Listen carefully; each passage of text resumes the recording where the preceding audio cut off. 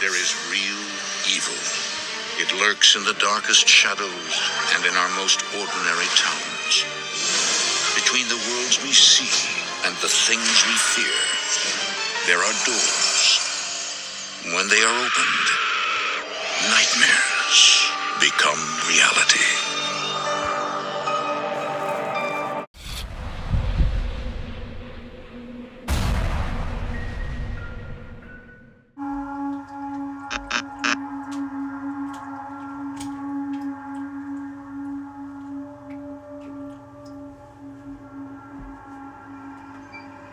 A long time ago, I very briefly lived with my good friend Ben on a quiet street in Northville, Michigan, perhaps notable for being close to Detroit.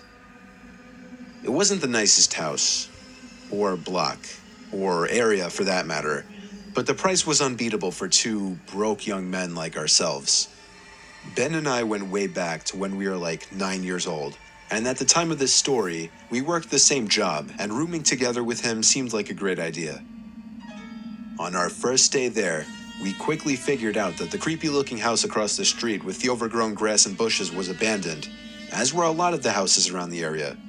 In fact, something we somehow hadn't noticed before, there was even graffiti next to one of the front windows and on the fence.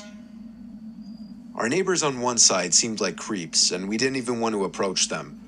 The neighbor on the other side was an older dude, a very interesting, hippie-ish kind of guy. His name was Marv.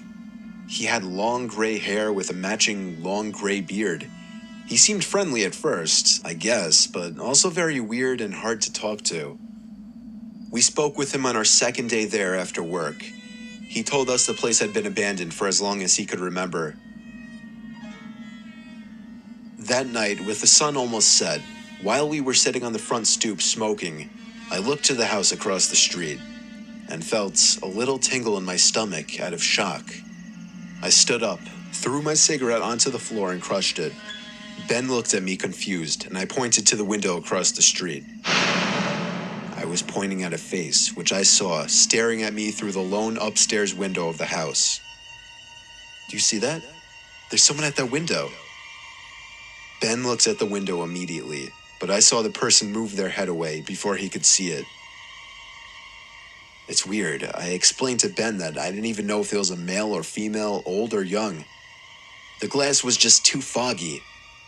All I knew was that I saw the eyes, and they were staring at us. Ben told me I was legitimately creeping him out. He believed me.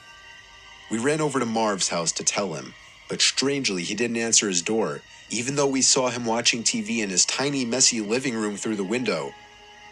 The fact that the guy wouldn't answer creeped us out even more. Dude, what the fuck is going on with this place? Ben laughed, but the situation couldn't stay comical for long. Ben owned a katana. He brought it to mention and suggested we go across the street with it, break into the house from the backyard, and see what was going on. We were always adventurous, daring troublemakers as kids, so this was our natural response to the situation. When it got dark, we went across the street to the backyard, broke off the board holding the back door shut, and entered the house. We both had heavy-duty flashlights with us to light up basically any room we were in. The house was dusty, decrepit, but surprisingly seemed to remain untouched from the inside. No graffiti or signs of vandalism anywhere. Still, the place was disturbingly creepy, and we immediately joked that we should get the fuck out of there. But we pressed on. The first floor was pathetically small like our own. A kitchen, a tiny living room, and a dining room. There was no basement and one closet. The first floor was clear. We both agreed to check the upstairs. We tiptoed over to the stairs, and Ben, out of nowhere, screamed, "Is anybody up there?" "Dude, why the fuck would you do that?" I said quietly. Then we both froze in fear when we heard rapid stomping suddenly appear from above us. It was someone heavy, and it sounded like they were running over to the stairway. I literally felt like my heart stopped. Ben, the one with the katana, was the first to flee, grabbing my arm and tugging me with him. We went out the way we entered and ran back to the house, where we saw Marv just standing by his window, watching us. We didn't know what to do. He just intently stared at us as we froze to catch our breath in front of the house. We went inside, decided not to call the police, and moved out literally the next day. We explained to the landlord that the location was just too inconvenient for us, and we needed to leave ASAP. We drove away from that house and never looked back.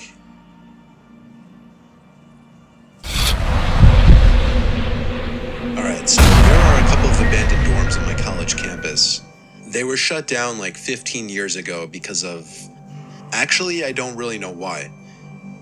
Anyway, they're abandoned. It's rumored that they'll be renovated at some point, but that'll probably never happen. Naturally, it's also rumored that they're haunted. The school has the windows boarded up to prevent students from going in there. Because I fancy myself an urban explorer who isn't afraid of getting into any trouble, I decided about a week ago that I was going to break in and take a look around. Cut to last night.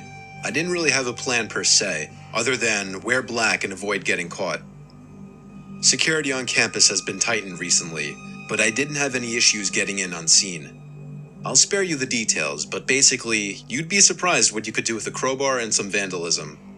I ended up crawling in through a first-floor window. I found myself in an empty dorm room, illuminated only by my phone's flashlight. Now, one of the rumors is that the basement is haunted, so that's where I decided to go first. At the time, I thought I was some ballsy explorer, but I can't even express how thoroughly scared shitless I was. This building was dark, old, and smelled weird, and I thought that at any moment, something would come around the corner and tear me apart. It didn't help that my phone battery was being sucked dry by the flashlight app, so I was forced to use it very conservatively. Foresight is not my forte. Anyway, the basement. There wasn't any alleged faceless man ghost, or at least not that I saw. But this is where shit starts to get weird. Let me just set the scene. I very carefully descend the stairs. I open the door at the bottom and step into, well, a room. A completely normal room, although a little colder and with a stickier floor than I would have preferred, but otherwise completely normal. I swept my flashlight across the opposite wall, and there was another door. Probably just a laundry room, I thought. I'll go in there and take a look around and then get out of here before I piss myself. And then I could brag to my friends that I explored the basement of one of the abandoned dorms. But it wasn't the laundry room. I opened the door to a sea of red on the floor. There was a drain in the middle of the room, but it seemed to be clogged with various organic materials. Shiny, red organic materials. I caught a glimpse of a black pentagon-like thing on the ceiling. And then I fucking ran. Up the stairs, down the hall, and out of the window I busted earlier. I didn't stop running until I got back to my dorm. I laid in bed, wide awake, absolutely terrified. I managed to fall asleep sometime after my roommate left for class. I got up around 11 o'clock.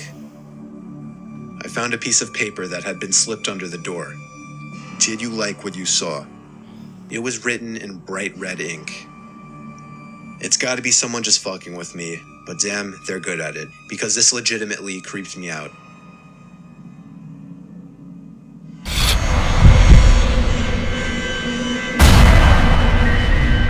I'm 16 years old and currently live next to a vacant house. Barely even a vacant house, more like abandoned. I never knew why the town never made an effort to fix it up and sell it. That never really bothered me though. Not until after a recent disturbing event. My bedroom faces the neighboring house in question, and sometimes on hot nights when I had the window open, I would feel like I could hear voices or moaning type noises coming from the neighboring house. Sometimes I even wondered if those sounds were teens sneaking into the house and having sex. But one night, that changed. It was a Thursday night in July. I was on my bed playing video games home alone when I muted the TV, thinking I heard something from outside. I went to my window and literally gasped when I heard a brief scream coming from inside the abandoned house. It wasn't drawn out at all. It only lasted about maybe a second, and I could just barely hear it. My adrenaline was rushing now. I wanted to get closer immediately. I shut off the lights and TV, took my airsoft gun as a mock weapon, and hopped the backyard fence over to the abandoned house's backyard. I knew the back door was left unlocked since I had been in there before with friends. I simply opened the back sliding door quietly and crept inside just a bit to listen for any more sounds. There was a weird, steady, creaking type noise. It was very low, but it was evident. It was also as dark as it could get in there. I flicked on the light attachment on my airsoft gun and aimed it in front of me, actually feeling pretty cool for a moment. I now stepped fully into the house, and the sound grew louder. I scanned the living room, completely empty, as were the other rooms on this floor. I crept over to the basement door, which was open. The sound was coming from down there. I felt my heart begin to race, and my gut instinct was telling me to turn around and leave now. But I guess my teen boy adrenaline and curiosity got the better of me. I took one step at a time down the stairway as the creaking sound got louder. And when the opening to the basement finally became visible, I aimed the gun light around the room. I froze when the light landed on something that was moving. It was a rocking chair.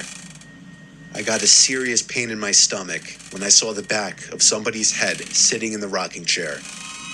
When the light landed on them, the chair stopped rocking. I ran up the stairs, slammed the basement door shut, ran outside, slammed the back door shut, and locked my front and back door after getting back inside. I went to my room and stood at the window, watching the house. I then picked up the phone and called my dad. He seemed more surprised than concerned when I told him, confirming that nobody lives there. He calmly told me to get the police over there to check it out. When I hung up the phone, I looked out the window again. And right across from me, on the same level, there was somebody standing at the upstairs window of the abandoned house with the window open. I shut the blinds and called the police. They told me to keep watch through my window, and when I lifted the blinds back up, he was gone. I just hoped he was still in the house by the time the cops showed up. But of course, just my luck, the house was devoid of any people or furniture. Well, except for one thing. A single wooden rocking chair in the otherwise empty basement.